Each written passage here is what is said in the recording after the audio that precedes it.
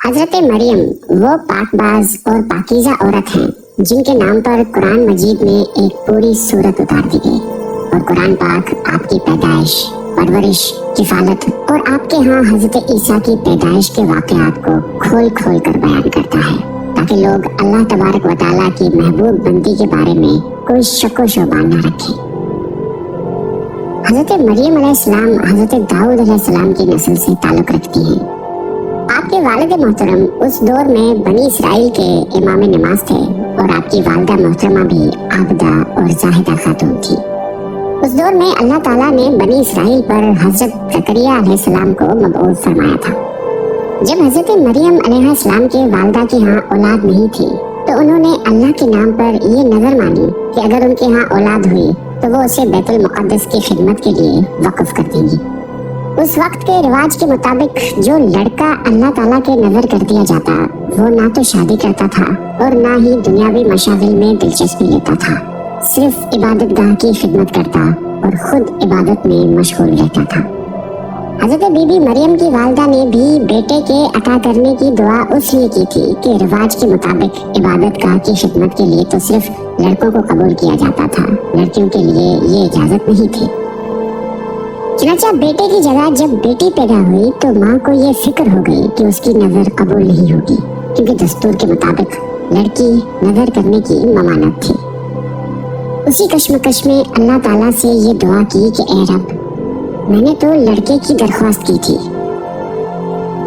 लेकिन जो अल्लाह ताला की ज़ात बाबरकत का इल्म है वहाँ तक इंसानी सोच कैसे पहुँच सकती है। अल्लाह ताला ने जिस लड़की को पैदा फरमाया था उससे दरअसल मुक़द्दस माँ बनाना मकसूद था, जिसमें से एक अजीम शान मुबारक व मसूद बेटे ने पैदा होना था जो पैदाइशी नबी था।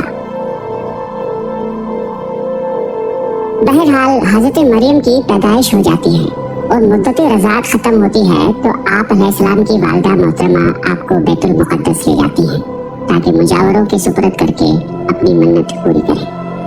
वहाँ मुजावर झगड़ने लगते हैं।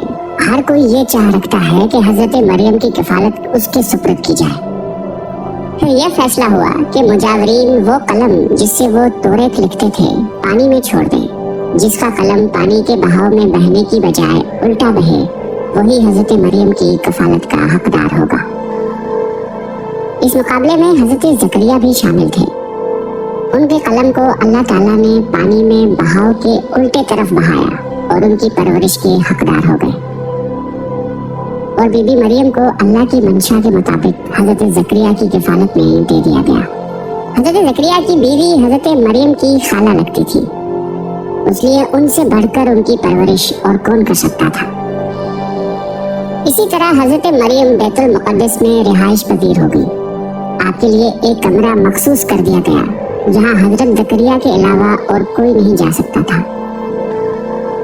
आप दिन रात अल्लाह ताला की इबादत में मशगूल रहती थी। जब भी हजरत ज़करिया आपके पास आते तो वो हैरान होते क्योंकि आपके पास बेमौसम फल मौजूद होते थे। गर्मियों के फल सर्दियों के मौसम में और सर्दियों के फल गर्मियों के मौसम में आपके हुजरे में मौजूद होते थे। हजरत ज़करिया की हैरत बजा थी। तभी हजरत मरियम से पूछा कि ये फल कहाँ से आते हैं, कौन देकर जाता है आपको। हजरत मरियम पुरसुकून होकर फरमाती हैं कि अल्लाह के पास से। तभी हजरत ज़करिया ने अल्लाह तबारक व तआला से वारिस के लिए दुआ फरमाई। आपकी बीवी के बांझ होने के बावजूद मौजज़ाए खुदाबंदी से आपके यहाँ हजरत यहया की विलादत हुई। हजरत मरियम की अजमत और फजीलत को रब्बे करीम ने बार बार कुरान मजीद में फरमाया है और अपनी मोमिना बंदी की पाकीज़गी और पाक दामनी का ऐलान किया है। हजरत बीबी मरियम की उम्र जब तकरीबन 15 साल हुई तो एक फरिश्ता खूबसूरत नौजवान मर्द की शक्ल में नमूदार हुआ, जिसे अलहदगी में देखकर हजरत मरियम खौफज़दा हुई और वो अपनी असमत की हिफाजत के लिए फिक्रमंद हो गई। गो के फरिश्ते के चेहरे पर तकवा के आसार नुमाया थे, ताहम बीबी ने अपनी असमत की हिफाजत के लिए खुद को अल्लाह की पनाह में दे दिया। ये एक इफ़्फ़त और पाकबाज़ी का एक तरह का इम्तिहान था जो अल्लाह के ख़ास बंदों पर अक्सर होता है। आपने उस शख्स से कहा कि वो वहाँ से चला जाए। उनकी परेशानी देखकर नौजवान ने कहा कि घबराने की जरूरत नहीं, मैं इंसान नहीं हूँ, अल्लाह ताला की तरफ से भेजा हुआ एक फरिश्ता हूँ। आने की वजह बताते हुए फरिश्ते ने कहा कि आपको एक पाकीज़ा और मुबारक और मसूद बच्चे की विलादत की खुशखबरी देने आया हूँ। हजरत मरियम को इंतहाई ताज्जुब हुआ। वो बोली कि ये कैसे मुमकिन है, क्योंकि वो शादीशुदा नहीं थी।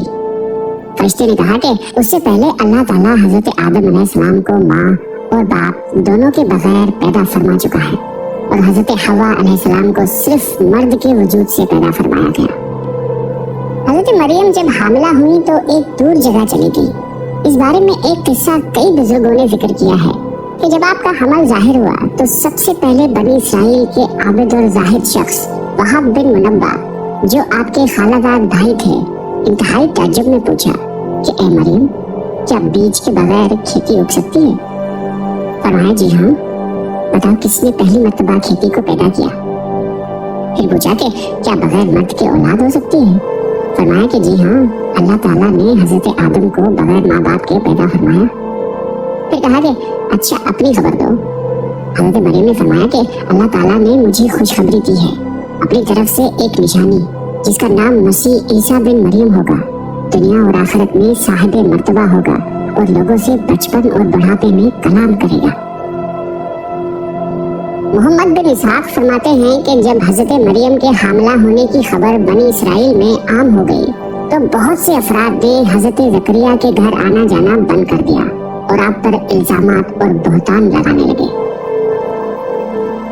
हजरत मरियम ने लोगों से अलहदगी इख्तियार कर ली और दूर तन्हाई में चली गई। जब हमल का दर्द शुरू हुआ तो आपने एक दरख्त का सहारा लिया और उनके नीचे बैठ गई। दर्द से बेचैन और बदनामी का ख्याल आखिर घबरा कर कहने लगी कि काश मैं पहले ही मर गई होती और भूली बिसरी हो गई होती। बेसरो सामानी के इस मुश्किल वक्त में अल्लाह ताला ने हजरत मरियम के कदमों के करीब एक नहर जारी कर दी और निदा आई कि पानी पियो और खजूर खाओ ताकि जिस्म को कुव्वत पहुंचे और फिर अपनी औलाद को देखकर आंखों को ठंडक पहुंचाओ। इस्लाम आने से पहले बोलने का रोजा रखना इबादत में दाखिल होता था, यानी सुबह से रात तक किसी से बात न करते।